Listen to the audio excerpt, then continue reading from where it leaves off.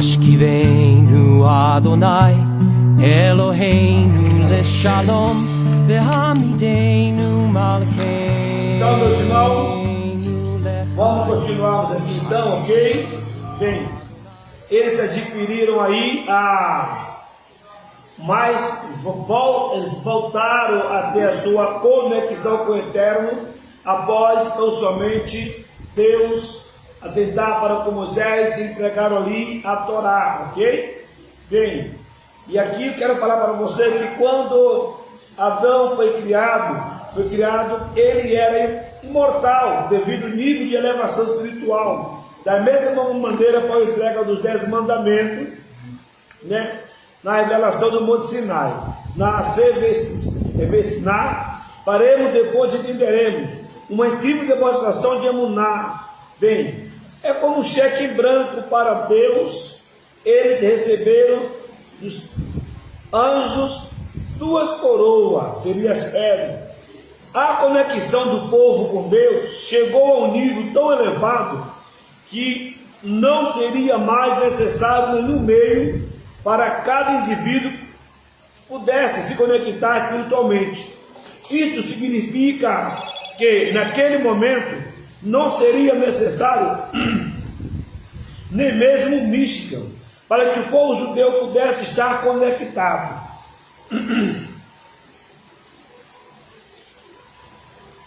Porém, após o erro do bezerro de ouro, o judeu perdeu mais o nível de... Dê uma água, por favor.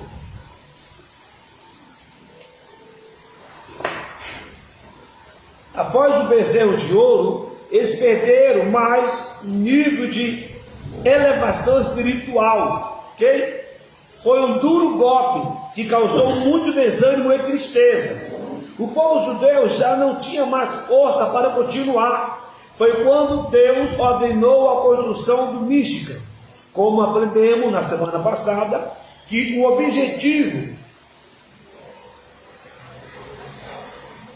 da construção do Mística, do tabernáculo, era voltarmos a estarmos conectados com o Eterno, ok? Lembrando a você que na cultura judaica, quando aprendemos sobre o Mística, assim como o Eterno mostrou para Moshe cada cor, cada madeira, o tipo de pedra, tamanho, medida, cores, tudo tem o seu significado profético. Portanto, por isso que nós lhe convidamos a você conhecer a Torá na visão do hebraico, porque o que não te contaram, o hebraico te conta. Amém, irmãos? Amém. Quem ouviu, diga amém. Amém. Então, por isso que eu lhe convido. Então, continuaremos aqui, meus irmãos. O povo judeu não tinha mais força para continuar. Foi quando Deus ordenou a construção do Mística, que era parte do concerto de transgressão, representava a reconexão do povo judeu com Deus. A construção do Mística foi, portanto, uma mensagem de esperança de Deus ao povo. Uma garantia de que, apesar do erro, a conexão espiritual não havia sido cortada e havia continuidade. A gente entende que no momento em que eles erraram com a construção do bezerro, trazendo para si uma idolatria, né, que de fato é um das mitzvot, ou das mitzvah, dos mandamentos, não fará diante de ti imagem, e ali eles criaram aquele bezerro, trazendo verdadeiramente tristeza, ok? Mas mesmo assim, o Eterno o chama, ou melhor, Moshe volta ao Monte Sinai e ora, ele intercede, ele recita os 13 atributos, os 13 atributos da fé judaica, e Deus ouve Moshe, a intercessão de Moisés, e o Eterno perdoa aquele povo. Coisa linda, né? Coisa linda, né? Bem, irmão, então vamos continuarmos aqui. Amados, ao estudarmos a Torá, devemos sempre nos lembrar que não se trata de um livro de história, cujo propósito é apenas nos contar o que ocorreu no passado. Quando lemos a Torá sem atenção, sem refletir sobre os seus ensinamentos, muitas mensagens importantes são perdidas. Haja visto que o próprio Yeshua, ele nos ensinou: examinai as Escrituras. Não é apenas ler, é examinar as Escrituras. É como cavucar ouro, é como garimpar. Haja visto que o garimpo, ele até começa com aquele córregozinho, a água, bem no pé dele. Mas no decorrer da sua busca, a água chega na canela, não é verdade? Sim ou não? Chega na canela, a água chega na cintura, e ele continua cavucando, porque ele tem interesse de encontrar o ouro. E assim é o que o Mashiach nos ensinou: examinar as Escrituras. Quer dizer, então, uma leitura da Torá artificialmente, nós apenas vamos nos tornarmos leitor. Mas quando você lê com intenção, com intensidade, tá? Partícula por partícula, pérola por pérola, você vai ter um nível de elevação bem elevado. Então vamos lá? Por exemplo, a Torá nos descreve que quando Moisés desceu do Monte Sinai, trazendo as tábuas, os 10 mandamentos, ele não apenas se deparou com o bezerro de ouro, que o povo havia construído, mas também se deparou com enorme festa. Aí eu lhe pergunto: o que mais entristeceu Moshe? Foi ele ver o bezerro de ouro ou o povo em festa? Vamos aprender, queridos. Talvez a alegria do povo foi ainda mais chocante para Moisés ou para Moshe do que o próprio bezerro de ouro, porque o povo havia construído o bezerro de ouro. Por que o povo havia construído o bezerro de ouro? Ele seria substituto na liderança, já que eles achavam que Moshe havia morrido. Vamos tentar imaginar a indignação de Moisés ao ver o povo que estava festejando com dança, alegria, mesmo após achar que ele havia falecido. Moshe havia dedicado a sua vida inteira em prol do povo, e por diversas vezes havia arriscado a sua vida por eles. O mínimo que Moshe esperava do povo, após receber a notícia da sua morte, era encontrá-lo triste, enlutado, não cantando, dançando animadamente. Então, analisa comigo, meus irmãos, como é que um líder recebe o chamado, sim, enfrenta a maior autoridade terrena, que é Faraó, põe sua vida, seu casamento, tudo em risco, e ele atravessa o deserto, não é assim? Agora ele demorou 40 dias, falando face a face com o Eterno, trazendo ali as tábuas, e o povo, não tendo paciência de esperar, acharam que ele havia morrido. Digamos que ele morreu, entre aspas. Qual era o dever daquele povo? Manifestar um pouco de compaixão pela vida deles, sim ou não?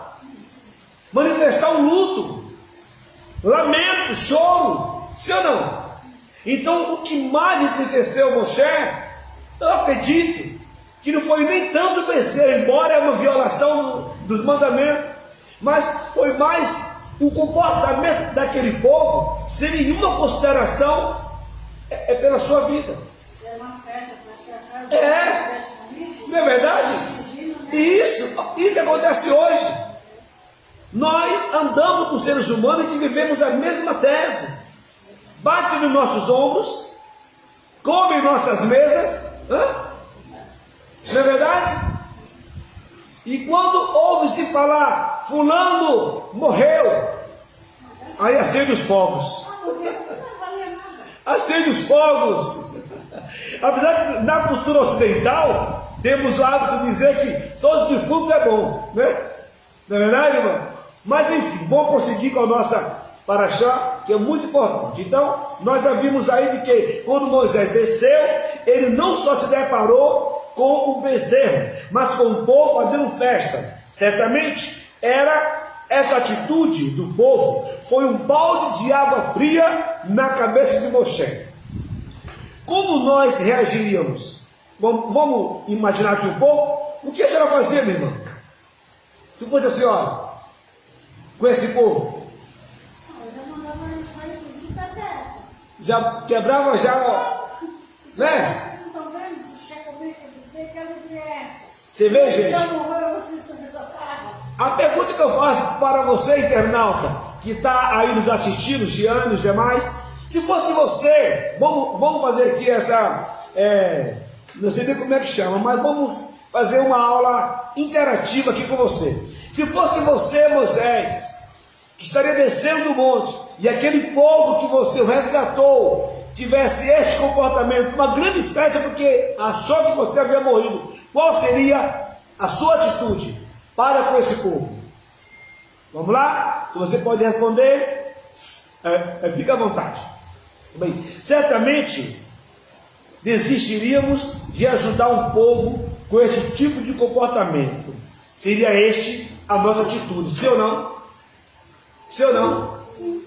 Certamente, sendo nós hoje, nós desistiríamos de ajudar este povo com este comportamento. Porém, a continuação da história baseada na vida de Moisés é surpreendente. O que Moisés fez? Vamos lá, irmão?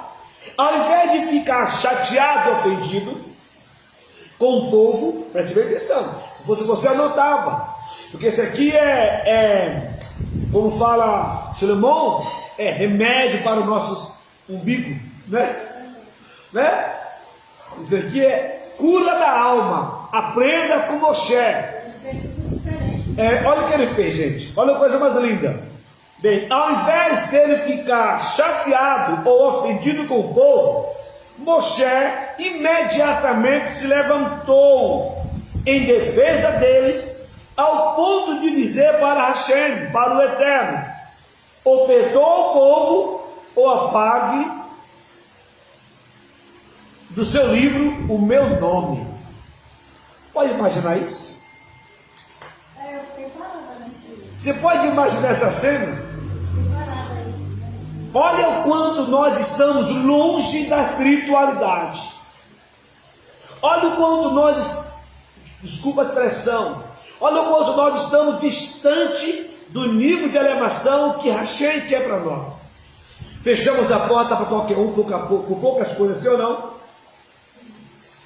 Ficamos de mal, sim ou não? Ficamos bicudos, sim ou não? Ficamos, irmão. Olhou feio para nós, fulano não vai para a minha cara. Não é assim?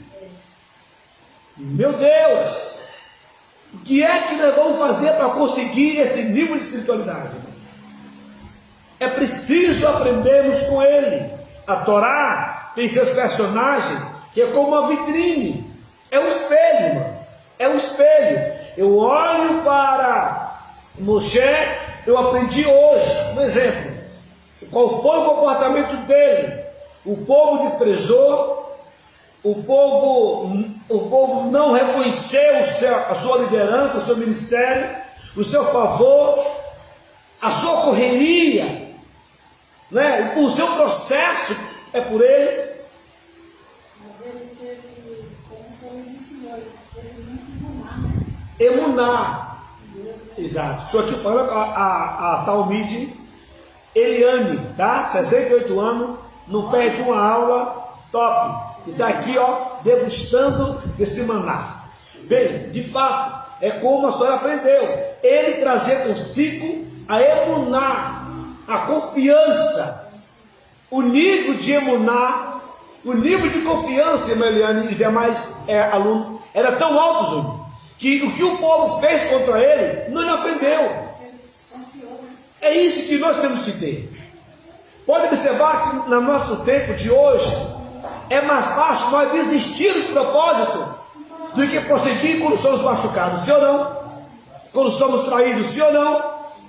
Quando somos desprezados, sim ou não? Meus irmãos. Então, Moshe, ele se tornou um intercessor, ele se colocou como mediador, ele não olhou para o que o povo fez contra ele, mas ele falou: perdoa esse povo. Lindo. E quando eu li a expressão perdoa este povo, o Ruach HaKodesh me levou quando o mestre Yeshua HaMashiach, lá no Madeira, ele falou o quê? Perdoa. Ele não sabe o que faz. Estevão, quando foi apedrejado, ele falou o quê? Perdoa. Perdoa. A nossa paraxá é muito rica, nos ensinando o poder da humildade, do perdão. Aprenda com Moshe. Olha o que ele fez. O povo não esperou ele descer. Quando ele desceu, se deparou com o bezerro de ouro. O povo estava em festa. Ele não se revoltou com o povo, não guardou raiz de amargura, correto? E ele se colocou na frente do povo e falou assim: Hashem, perdoa esse povo. Risca o meu nome no seu livro. Baruch Hashem, Baruch Hashem, Baruch Hashem, Baruch Hashem, Baruch Hashem, Baruch Hashem. Moisés não se preocupou com a sua honra. Aqui está o segredo, tá? Todo atributo, todo mérito não é para mim, não é para você, mas todo mérito é do Eterno, que nos concedeu a graça de nos reunir e aprender as letras Kadosh. Moisés, ou Moshe, não se preocupou com honra. Ele não quis ser honrado. Olha bem, irmão. Ele se preocupou com o bem-estar do povo. Presta atenção. Foi justamente a sua intervenção que salvou o povo e que garantiu o perdão de Deus. Isso quer dizer que Moshe tivesse se preocupado com a sua honra, não estaríamos hoje, agora, para contar a história. Tem uma palma linda aí?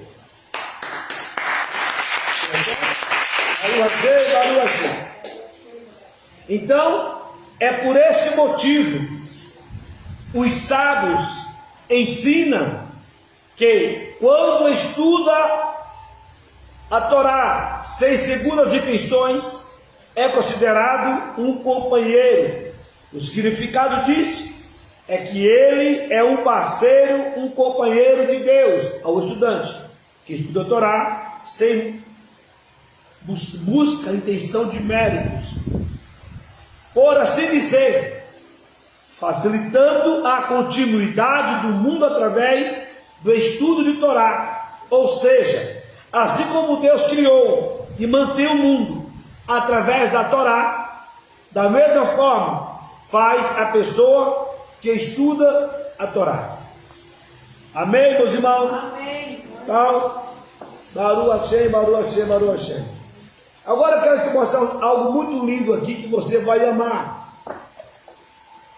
São as recomendações para ser bem sucedido no estudo da Torá.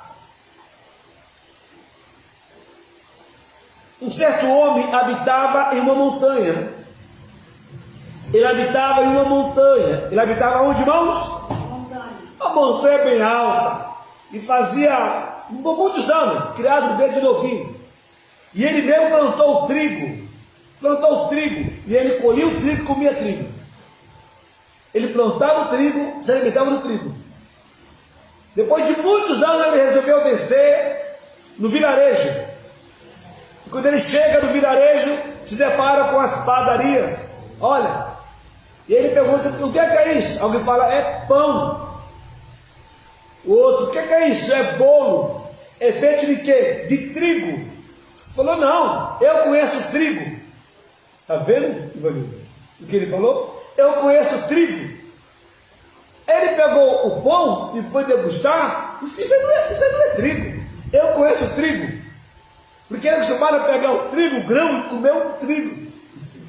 Quando ele viu o pão, ele conhecia. Eu conheço o trigo. Assim somos nós, irmãos. Nós só conhecemos o pão, mas não conhecemos o trigo. E o trigo é a Torá. Amém? O trigo é a Torá. Do trigo se extrai bolo, pão, vários produtos, não é verdade?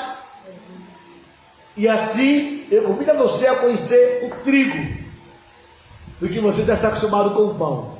Mas conheça o trigo e tenha a sua vida mais elevada. Vamos estar falando agora sobre uma boa e grande recomendação para sermos bem-sucedidos como um estudante e praticante da Torá. Lembra daquele episódio que Yeshua nos ensinou? O homem que edifica a sua casa na areia, ele é comparado ao quê? Lembra, Júnior? O que edifica a casa na areia é comparado ao varão ou ao homem que ouve as suas palavras e não as pratica, não é isso? Aí diz que a casa vem o vento e derruba, né? Mas quando a gente ouve e põe em prática, é como o homem que edificou sua casa sobre a rocha. Não é assim que funciona? Não é assim que funciona? Então você vê que o próprio Yeshua, ele nos ensinou a Torá. Outro detalhe importante, lembre-se, no tempo de Yeshua não existia Novo Testamento, tá? Eles pregavam o Taná e a Torá. Os discípulos de Yeshua, irmão, não pregavam o Novo Testamento, porque não existia. Eles pregavam a Torá e o Taná, sabia? O apóstolo Paulo também não pregava o Novo Testamento. Eles pregavam a Torá, pregavam o Taná. Por isso que quando a gente estamos lendo, como nós nos ensinaram no nível de chat, que é o literal, nós aprendemos só até ali. Mas são 4 níveis. São 4 níveis de interpretação.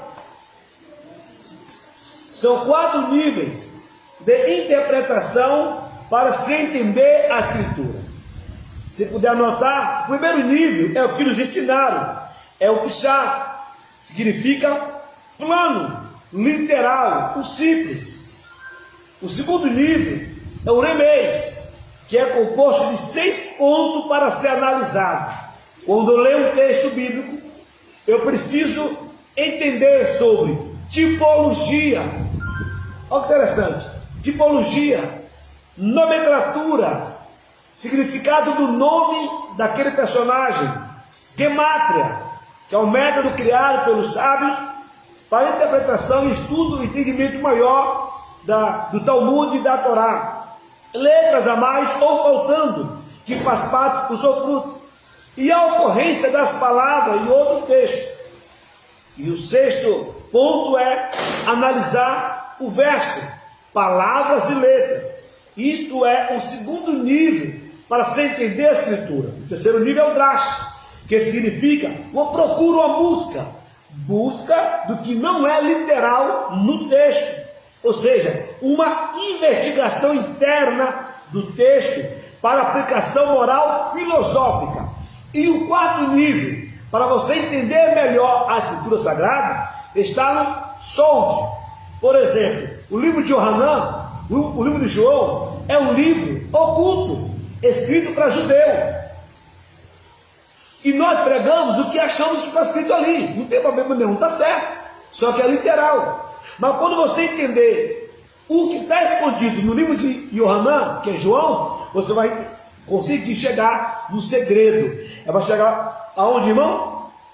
Fala segredo. Segredo. Fale alto, segredo. Segredo. Exato. Aquilo que não é revelado no sentido metafísico. As coisas do mundo físico são ocultamente da verdadeira realidade transcendental. More, me dá um exemplo. Vou te dar um exemplo antes de entrarmos nos 48 atributos para sermos bem-sucedidos como estudante de Torá, que o Eterno abençoe. Olha que exemplo, gente. Yeshua, ele ressurge ao terceiro dia após a sua morte, correto? Sim ou não? Então ele chega no mar Galil, da Galileia, e ele pergunta: há o que comer? Não foi assim? O texto fala assim. E ele diz que não apanharam nada. Então, de lá da praia, ele fala: volta ao mar e lança a rede do lado direito. Sim? E o texto diz que, quando lançaram a rede, eles pegaram 153 peixes. Quantos peixes? 153. 153.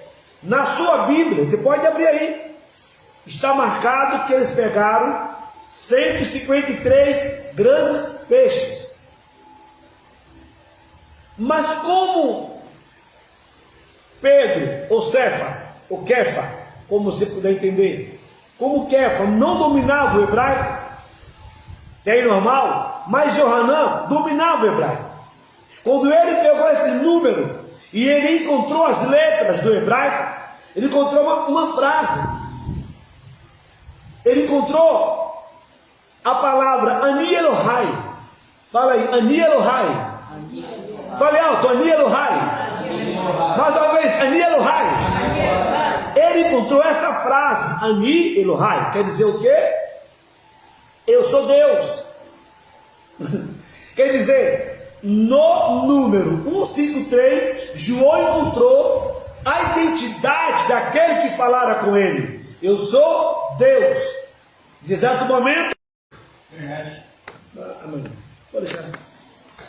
Então quer dizer, quando ele acabou de falar, ele entendeu na hora: é o Senhor. Olha o que João gritou: é o Senhor, é o Eterno. Quer dizer, essa visão que você ouviu hoje, você consegue entender se você não souber aqui? Por quê? Porque é o solde, gente. É o oculto. Que está onde? Está na gematria, no número 153.